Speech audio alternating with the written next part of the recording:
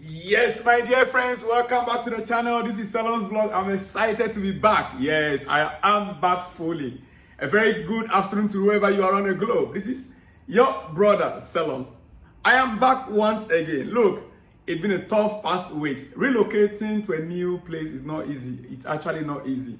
Yeah, from one city to the other, and a lot of new arrangements need to take place, my dear friend. Pardon me for letting you down in the past few days. I think 4 or 5 days now, I've not been consistent. But I can promise you, I am back and I'm back fully. Here we go, right? I'm excited because you know what?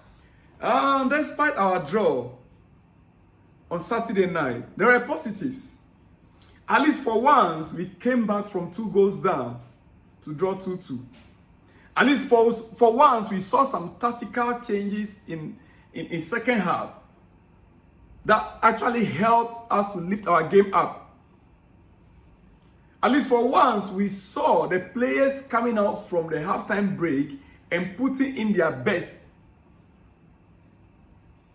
I believe you understand what I mean. Yes. And not just that. For those who doubted Nicholas Jackson that he's growing and he will still grow, he's maturing and he will still mature to become that best we want. Forgetting that this is his first season. Scoring 10 Premier League goals this season is not an easy feat. For those who doubted him, that argued with me for the past 2 weeks, they've seen the goal that he scored. Dear friend, no other person but BBC pundit Michael Brown has this to say about Nicholas Jackson. He is going to get better. I just also think a team that is not always doing too well does not help a player trying to be the focal point at the top of the pitch. A player trying to be the focal point at the top of the pitch.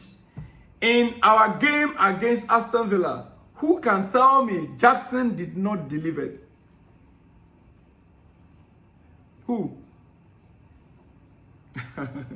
Well, he said there is a lot of room for improvement, but we have seen some signs of talent that is expected from Nicholas Jackson. This is not me, this is from BBC pundit Michael Brown on Nicholas Jackson. For those of you, yes, he might be missing a lot of goals and opportunities. Yes, he still needs to develop and grow and get to that maturity. Yes, he needs to be able to think on his feet. But we can clearly see the signs. Dear friend, who needs to be encouraged right now? There are only 3 players that I can pinpoint on their work rate in Chelsea. Minus Madueke, because he's just coming back from injury. Cole Palmer, Conor Gallagher, and Nicholas Jackson. If you ask me, in this season, Chelsea's best players, they are these 3. Yeah. In any game you put Conor Gallagher, Cole Palmer, Nicholas Jackson, you could see some glimpse of their ability, their talent. Of late, Casado is coming up. With his partnership with Gallagher, we are seeing a more balanced team at the midfield. We are beginning to see more balance at that midfield, that pivotal role. We are beginning to see their work rate is better than Casado with Enzo. Well, dear friend, you know, this is my first video. Chelsea Tottenham next on Thursday, 2nd May.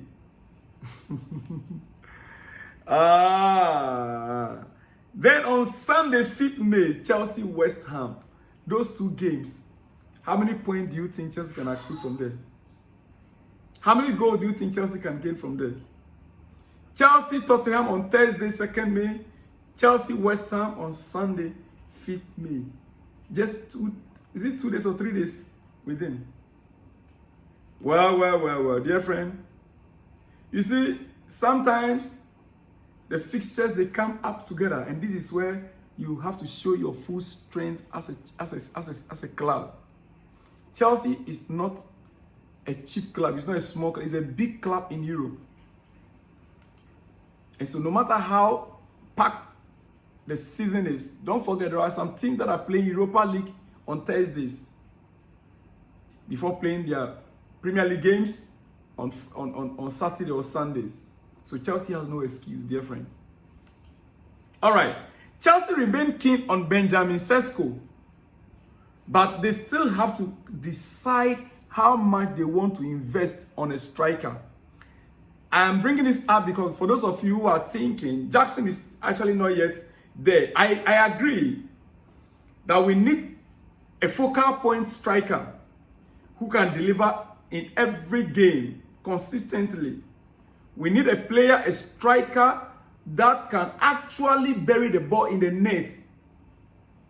That will not be missing chances that much. I know what you guys think. Jackson misses so much opportunity that you think those opportunities you could have scored. Yes. Chelsea have taken a look at Gyökeres. They are also watching Sesko. Remember, Sesko's buying clause, release clause is less than 50 million. They said Chelsea remain keen on Benjamin Sesko, but they still have to decide how much they want to invest on a striker. That's why Osimhen, Sesko, different types of players are being considered. That is why different types of players are being considered, because they will have to decide how much they want to invest on a striker. According to Fabrizio Romano. And let me remind you that as it stands right now, Benjamin Sesko has a release clause of £42.3 million. Far cheaper than